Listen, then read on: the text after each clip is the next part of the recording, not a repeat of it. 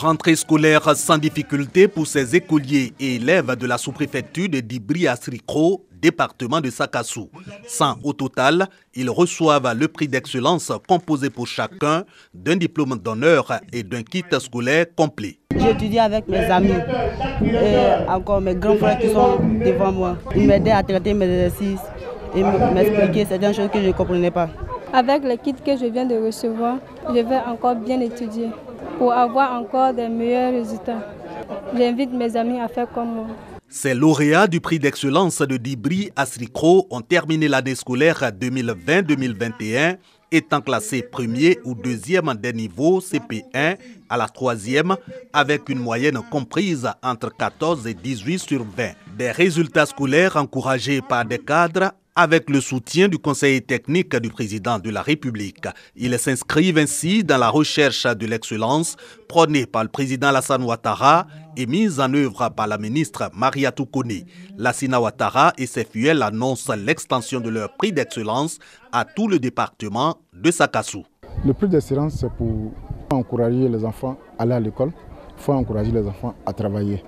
Dans la sous-préfecture, je pense que si on encourage ces enfants, on aura de grands cadres. J'ai promis de revenir parce que je serai le parrain à vie.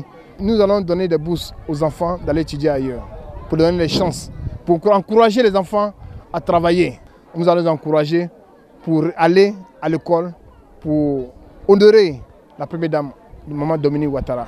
Aussi évoquée par Lassina Ouattara, la lutte contre la Covid-19 et la dynamique de développement du chef de l'État. Le conseil technique appelle à la vaccination et au soutien au président de la République, avec à la clé les efforts de ce dernier, puis remet 2 millions de francs CFA, dont du président Alassane Ouattara, aux populations.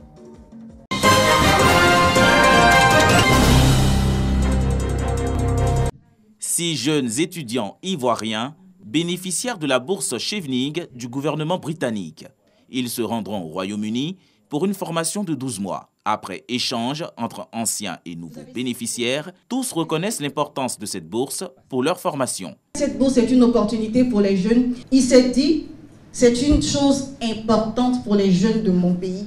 Alors, il faut que j'offre une plateforme nationale et internationale pour parler de cette bourse et donner à mes jeunes l'information et les accompagner. Au vu des retombées positives de cette bourse, le ministre Mamadou Touré exhorte la jeunesse à se l'approprier. Au lauréat, il promet le soutien du gouvernement.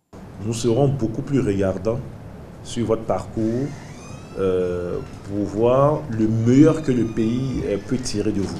La nécessité de changer complètement de mentalité et d'approche. Et vous avez très bien dit, l'État est là pour accompagner. Les partenaires, les pays partenaires sont là pour accompagner. Mais le principal doit être fait par les jeunes eux-mêmes. Créée en 1983, la bourse Chevening octroie annuellement 1500 bourses universitaires aux étudiants issus de diverses filières académiques.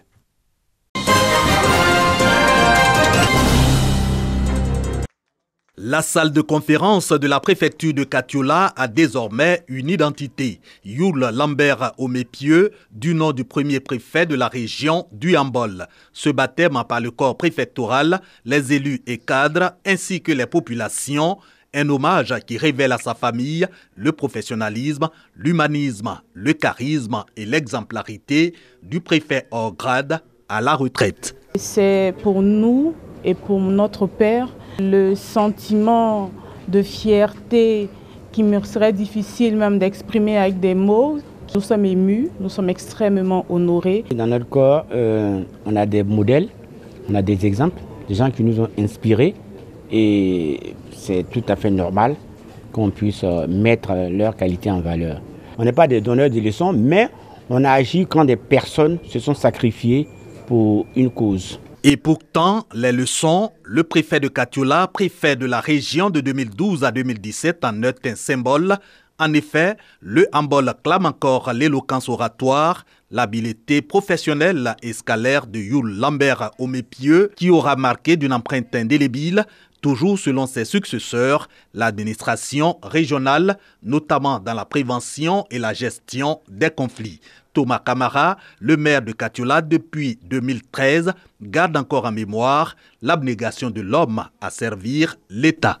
En 2012, nous sortions de la crise sociopolitique, mais avec peu de moyens. Le préfet Yul Omepieux, en son temps, avait vraiment travaillé avec détermination. Il y avait mis tout son cœur. C'est un homme compétent.